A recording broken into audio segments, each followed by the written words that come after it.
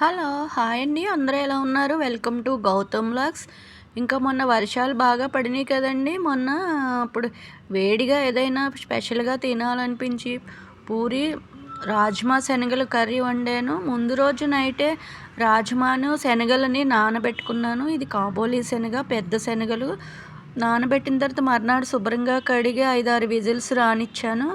ఇంకా ఉల్లిపాయ గ్రేవీ పూరీ కూరకి తగినంత ఉల్లిపాయ, మసాలా, అల్లం వెల్లుల్లి పేస్టు అదంతా ముందు ఒక కళాయిలో ఆయిల్ పోసి మసాలా పెట్టిందంతా వేగించి, తర్వాత ఉడకబెట్టిన రాజ్మా శనగలు వేసి, తర్వాత తగినంత ఉప్పు, కారము, పసుపు, కొంచెం గరం మసాలా వేసి అదంతా వేసి 2 గ్లాసు వాటర్ పోసి ఉడికించాను. కూర అయితే ఇలా రెడీ అయింది. ఇంకాస్త వాటర్ ఉంది, అది ఎగిరిపోయే వరకు ఉంచుతాము. కూర అయితే ఎగిరిపోయింది. ఇలా ఉందండి. భలే బాగుందండి కర్రీ అయితేను. ఇంకా పూరీ సంగతి అయితే కనుక చేసే విధానం ఎప్పుడు చూపించేదే కదా. పూరీలు అయితే ఇలా వేశాను.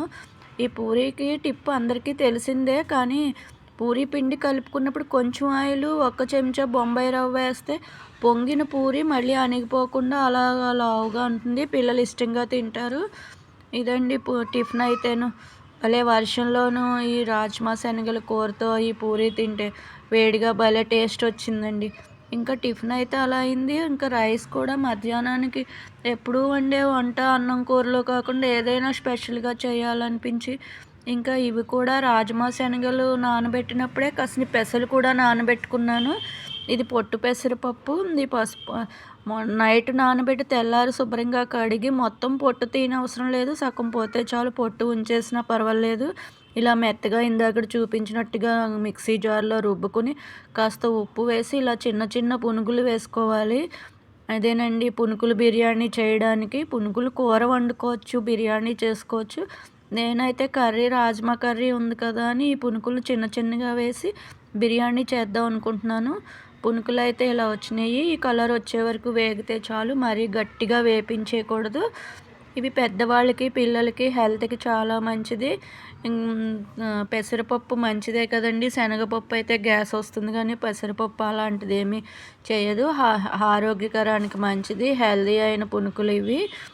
ఇంకా దీనికోసం రైస్ కోసమైతే పునుకులు బిర్యానీ కోసమైతే సర్ది పెట్టుకున్నవి జీడిపప్పు, ఉల్లిపాయ, కొత్తిమీర, కరివేపాకు, బిర్యానీ ఆకు, టమోటాలు, అల్లం వెల్లుల్లి పేస్టు, ఇవన్నీ బిర్యానీలో మనం ఏమేసుకుంటామో అవన్నీ సర్ది పెట్టుకోవాలి. ఒక చిన్న కుక్కర్ పెట్టేసుకుని కొంచెం ఆయిలు, కొంచెం నెయ్యి వేయాలి. 2 వేసి పక్కన పెట్టుకున్న జీడిపప్పు ముక్కలు వేసి, ఇంకా తరువాత ఇంకా కరివేపాకు, జీలకర్ర, కొంచెం అల్లం వెల్లుల్లి పేస్టు, ఉల్లిపాయలు, పచ్చిమిరపకాయలు ఇవన్నీ మామూలేనండి. ఎప్పుడూ రొటీన్ రైసులు చేసుకునేవన్నీ ఇందులో వేసి మనకి ఏమేమి అలవాటు ఉన్నాయో అవన్నీ వేసుకోవటమే.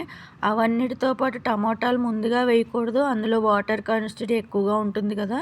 అవి వేగిన తర్వాత వేయాలి. అప్పుడైతే అవి వేగిపోయిన తర్వాత ఇప్పుడు వాటర్ వచ్చి టమాటా వేగినా పర్వాలేదు.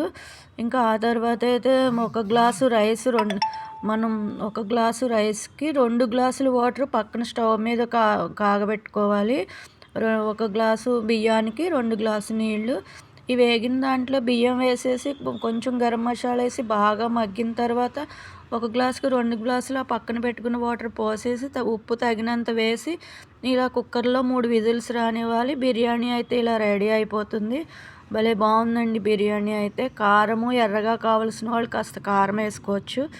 ఇంకా వర్షం వేడిలో పెట్టుకు తినేస్తున్నామండి. పునుకులు అయితే భలే మెత్తగా ఉడికినాయండి. బిర్యానీ అయితే ఇవాళకి ఇదేనండి. షేర్ చేయండి, లైక్ చేయండి, కామెంట్ చేయండి. Thank you. బాయ్.